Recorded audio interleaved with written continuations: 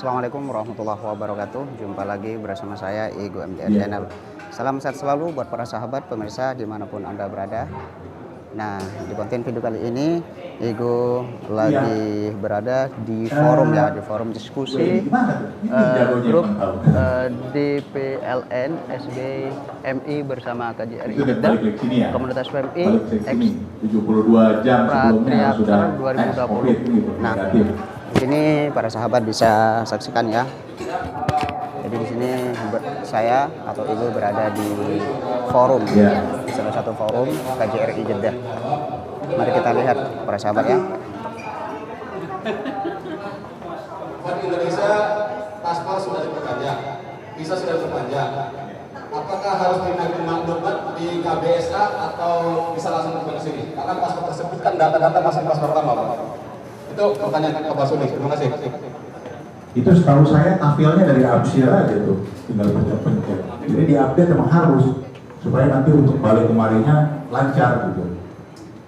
Iya, tambahan sedikit, nanti paspor masa berlakunya mau jadi 10 tahun. Jadi kalau mau tapi peraturan ini kan peraturan pemerintahnya udah keluar. Jadi paspor Indonesia nanti ada opsi pilihan 10 tahun. Atau saya masih belum jelas nih apa nanti yang 5 tahunnya tetap ada atau hanya 10 tahun. Jadi nanti kita lihat, yang jelas akan ada opsi paspor 10 tahun. Wah, jadinya kalau paspor 10 tahun jarang-jarang ketemu bapak-bapaknya di KJRI, datang 10 tahun sekali kan gitu. Kalau mau kan gitu. Jadi nanti harganya kita tinggal nunggu peraturan tentang harganya berapa gitu kan. Nah, kalau dari pusat paspor 10 tahun harganya misalnya 300 atau 400 ribu nanti kita launching gitu insyaallah. Gitu ya.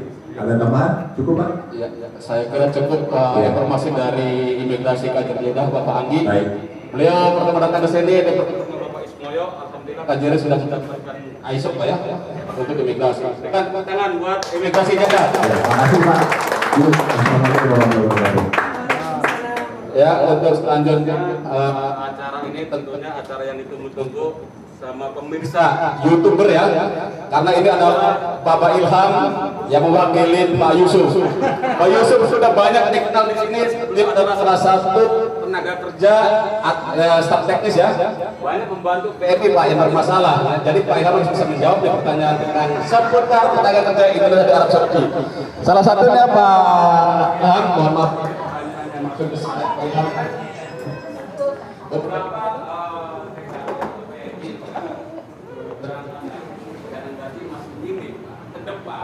Kami harap sih KJRI Jeddah sangat selektif bila mana akan memberikan izin kepada salah satu perusahaan-perusahaan yang di sini sebagai partner dengan gaji seperti yang Pak Ojen katakan. Sekarang ini pajak mahal, ya Pak Ojen ya, biaya hidup mahal, tapi gaji masih 1.300 Pak. Sedangkan pemerintah Arab Saudi butuh loh tenaga kerja kita itu. Maka dari itu kami mohon untuk selektif banget Pak dari Pak Ojen langsung dah untuk memberikan izin kepada perusahaan-perusahaan yang gajinya masih 1.300 Pak untuk para tenaga kerja, apalagi ada manipulasi. Kalau menurut bahasa saya itu laundry order Pak, jadi datang ke sini lagi. Jangan segan-segan kalau KJRI lelet mampu ke saya nggak apa-apa. Nanti biar saya ngomong ke Pak Ilham atau Pak Ojen. Ya teman-teman, terima kasih. Mantap. Selanjutnya pertanyaannya Pak Ilham. Dari jam masamnya. Bagaimana sih bekasan perusahaan pentenan yang gajinya sekarang 2.300 Pak untuk meningkat. Ini kan 2021 kan mungkin mau dibuka nih untuk seleksi talent termasuk gaji. Bahkan perusahaan-perusahaan banyak yang nakal. Ada dari beberapa perusahaan Pak Ilham sampai sekarang dari kita dari ABK itu. Mohon kalau ada pemirsa kami mohon di Assalamualaikum warahmatullahi wabarakatuh. Ini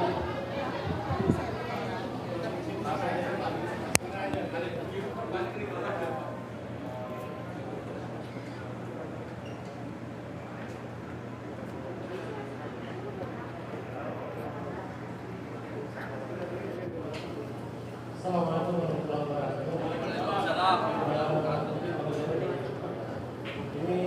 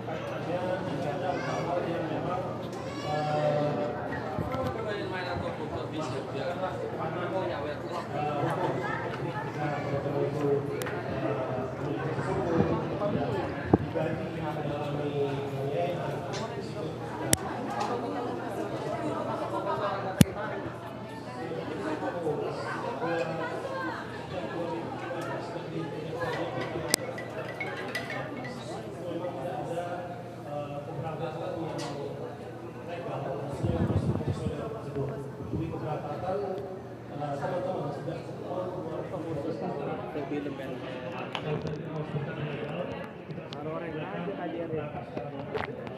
memang mereka teman-teman berharap sekolah ini kita pikirnya cukup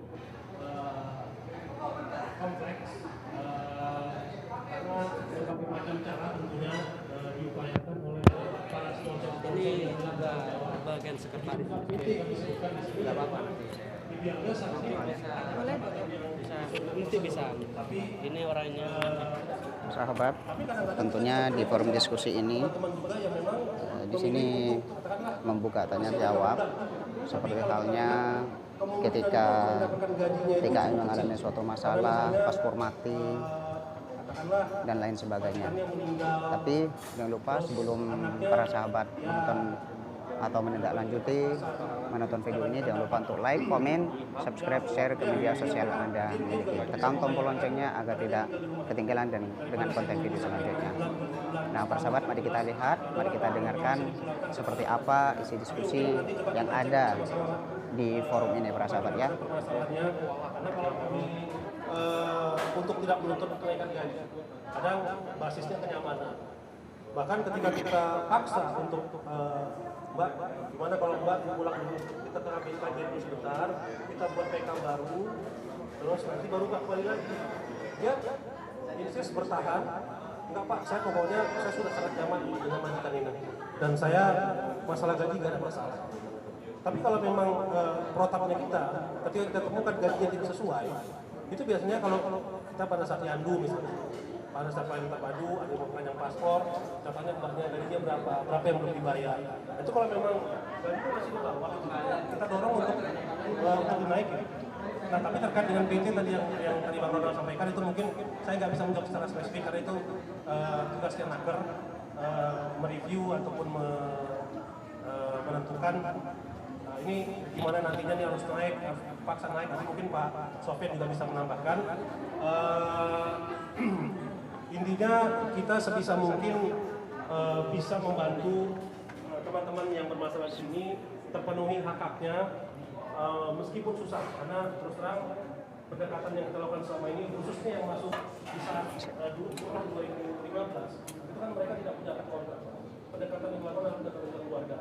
Jadi terkadang kita lakukan melalui kontrak amal bisa diterima, kadang-kadang nggak diterima. Jadi ya itu memang cukup banyak kita bermanuver di situ. Pada intinya kita berusaha sebisa mungkin. Ya, tadi seperti kalau sampaikan, kadang-kadang ya kita nggak tahu gaji kesepakatan dia sebelumnya dengan majikan berapa. Dia bilang 800, tapi nggak ada akadnya. Tapi ketimbang dia nggak dibayar, ya kita pikir ya udahlah 800 kali 3 tahun. Kalau kita paksakan dia malah nggak dibayar, jadinya dia nggak bisa pulang. Iya, jadi memang kita sabar-sabar, tapi kita sebisa mungkin semaksimal mungkin membantu teman-teman bisa mendapatkan hak-haknya. Terkait dengan tadi yang KPK, kebetulan kami sudah iya siap si Mas Andre. Beberapa hari lalu kami sudah komunikasi intens dengan Mas Andre. Dia kasih saya nomor rekening manajernya, dikasih nomor lain, tapi kan karena jarak ya. Kebetulan beliau itu di Salman Way, di Salman 80 km dari sini. Dan kalau memang bisa disampaikan pertemuan kan kita sering bertelepon, tapi kelihatannya ada lembaga kooperatif dari nomor-nomor yang diberikan itu tidak ada yang ngangkat satu. Saya sampaikan, terus dia sampaikan juga, dia pasti juga tidak diangkat Pak. Gimana kalau Bapak kasih aja, terus disampaikan, posisinya apa nih gitu kan? Kalau boleh Pak kami pulang aja, nanti kami wakalahkan ke KJRI atau mungkin kami buat kesepakatan dengan perusahaan, nanti KJRI menjadi saksi lah, sehingga bisa dipastikan hak-haknya yang belum terpenuhi bisa dibayarkan. Karena dengan presiden sebelumnya itu teman-temannya yang sudah mewakalahkan untuk membuat surat kuasa itu kan dibayarkan gajinya. Makanya coba kita cari solusi terbaiknya. Yang jelas yang paling utama rencana kita minggu mau coba hubungan ke sana ke dermaga. Yang bersangkutan masih atas kapal, tapi kapal itu nggak ada. Insya Allah mudah-mudahan cepatnya bisa selesai. Sementara itu Pak, mungkin dari kami Pak nanti kalau ada yang lain bisa disambung lagi. Saya nambah dikit. Sebelum yang lain, saya terkait dengan apa yang disampaikan Pak Raul. Ini pengalaman dan saya kira saya kira banyak terjadi, terutama untuk PMI yang bekerja di perusahaan. Tadi kaitannya dengan apa yang dijelaskan oleh Pak Ilham. Jadi seringkali apa yang dijanjikan dalam perjanjian yang ditandatangani oleh pekerja, misalnya masalah gaji, masalah jam kerja, tidak sama pada saat mereka datang. Di Indonesia sebelum berangkat, mereka tanda tangan kontrak, katakan gajinya 2.000 atau 1.800. Begitu mereka dengan jam kerja 8 jam, begitu mereka tiba di sini, itu seolah-olah tidak berlaku.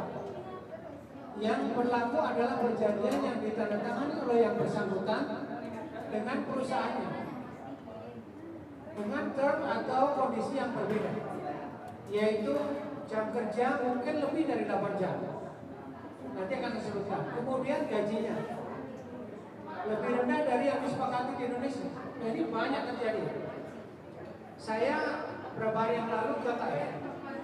Itu nyata kasusnya, teman-teman ini banyak ya, puluhan ya. Hampir 30. Sekarang perusahaan itu perusahaan catering. Mereka mau menambah lagi menjadi kira-kira 100 orang Indonesia. Sebagian masalahnya adalah begini. Makanya waktu sebelum berangkat kami tanda tangan kontrak, jam kerja kami 8 jam. Kemudian upah kami lupa saya berapa, 1.000 berapa gitu. Begitu mereka datang, mereka harus tanda tangan kontrak lagi. Jam kerja 10 jam. Kemudian upahnya lebih rendah dari yang disepakati semua. Ini banyak terjadi dan saya cek dengan teman-teman, mau Pak Ilham, mau teman konsuler, Pak Yusuf juga, memang demikian. Jadi seolah-olah kontrak yang di Indonesia itu dianggap nggak ada, buang aja, nggak berlaku di sini. Yang berlaku adalah kontrak di sini sesuai dengan undang-undang ketenagakerjaan di Saudi. Dalam hal teman-teman yang bekerja di resto, di kafe, kemudian di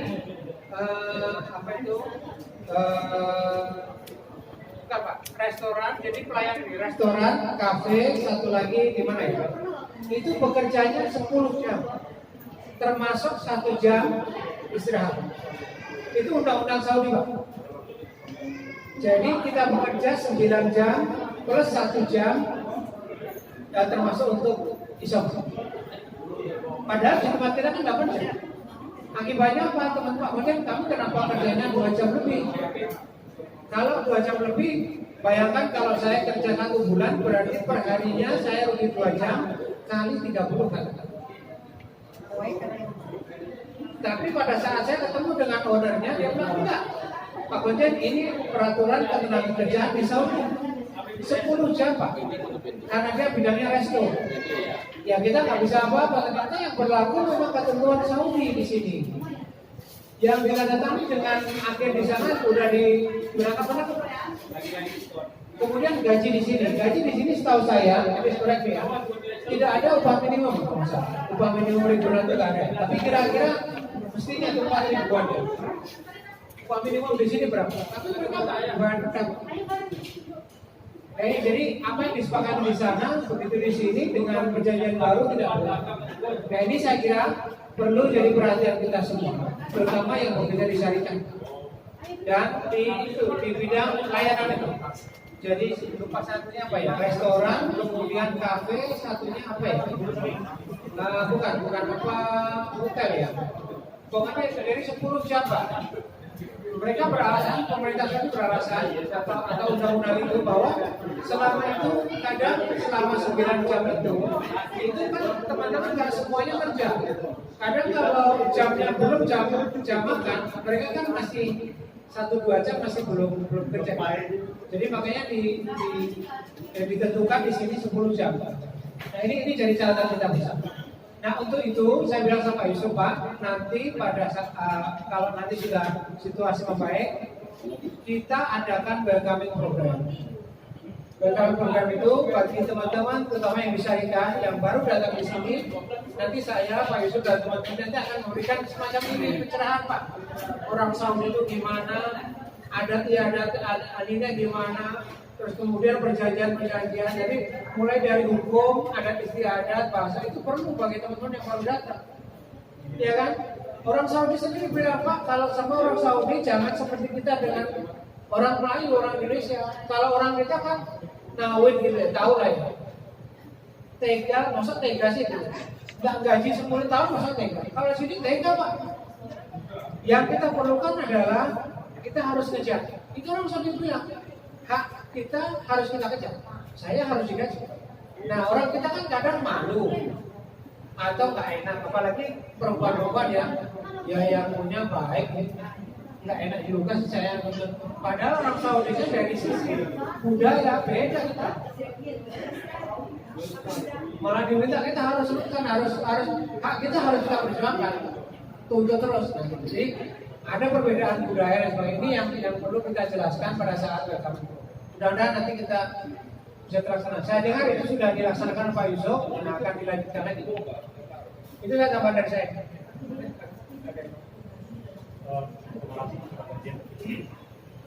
Teman-teman semua, sedikit menambahkan apa yang disampaikan Pak Dirjen dan Pak Ilham tadi terkait tentang kontrak yang ditemukan masih 1.300 ya gaji, kan begitu Pak? Nah itu memang saat ini memang masih sebelum SPSK gaji itu ditetapkan dengan 1.300 sistem penempatan satu kanal.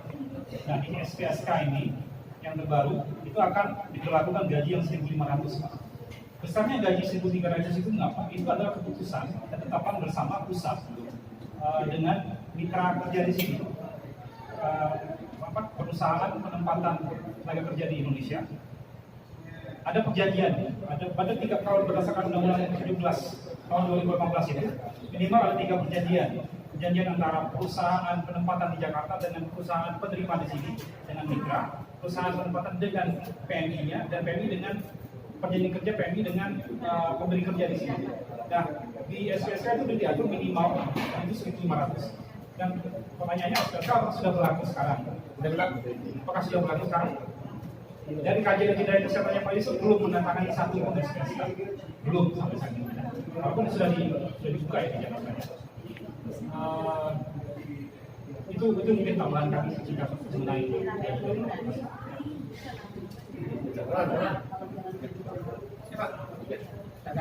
Ya, terima kasih atas pemahaman dari Kajian Agenda Pak Sofyan, Pak Ilham, dan Pak Andi, Pak Bagus, dan Pak Asman atas kehadirannya. Memang benar ini adalah satu forum diskusi antara masyarakat dan KJRI yang terus bersinergi untuk menyelesaikan permasalahan TKI. Karena walaupun sampai kiamat tak dapat selesai, tapi tetap kita semangat ke kawan-kawannya. Tentunya karena ini juga ada hal yang khusus dengan penguatan ekonomi dan keuangan. Nah, hadir bapak-bapak ekonomi di sini dan keuangan dari Kementerian BNI. Terima kasih Pak Ahmad yang selama ini telah memberikan dukungan Pak pada kegiatan kami. Bahkan di BLT pun pandemi Pak Ahmad dan Pak Menar ya, Pak Menar sangat proaktif sekali bersama kami memberikan bantuan kepada teman-teman. Ini bentuk sinergitas yang sangat bagus ekspatriat, BUMN, KJRI dan masyarakat. Dan ada satu pertanyaan Pak Konjen dari Pak Bedi sebelum masuk ke Pak Ahmad. Karena tentunya kalau orang mau bikin rekening Pak Ahmad harus punya EKTP. Sedangkan janjinya Pak Konjen dulu pernah ya Bedi untuk memberikan satu pendaftaran